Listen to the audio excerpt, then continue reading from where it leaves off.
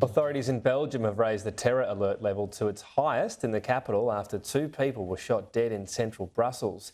A nearby football match between Belgium and Sweden was postponed at half-time after the attack as authorities work to track down the perpetrator. Sky's Adam Parsons reports.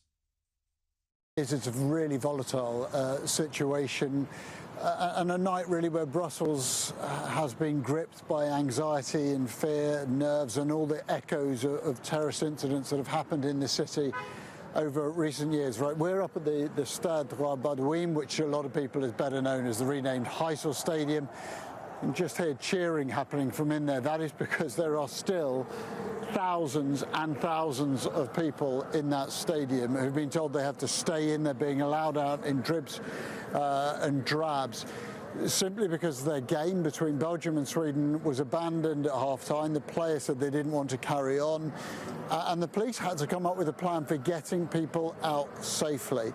Why? Well, shortly, about an hour or so before kick-off in this game, about 3 miles away in the centre or north of the centre of Brussels, a man in an orange fluorescent top shot dead 2 people in a building. He injured a taxi driver, and there are suggestions of other incidents in the city.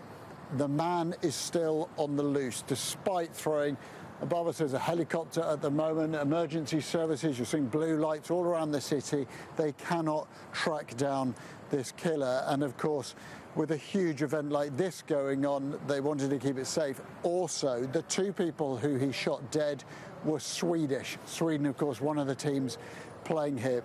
Now, there's plenty around this that still hasn't been verified, and one of the main things is a statement that appeared on social media purportedly by this killer, in which he states his allegiance to Islamic State and says that he has killed, he says 3 Swedes. We actually believe he's killed 2 of them. Now, the knock-on ramifications have been very significant. Belgium has raised its terror alert to the highest level, effectively telling people that they should probably stay at home unless they have good cause. France has tightened its borders with Belgium.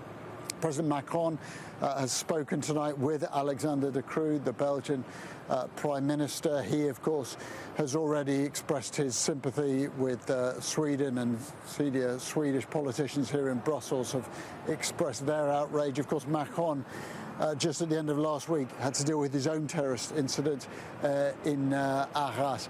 The simple fact is, though, for all of those other political elements, the focus is on one thing at the moment. There is a gunman loose in the city who has already killed twice. And of course, everyone is very fearful about what else that person may be capable of.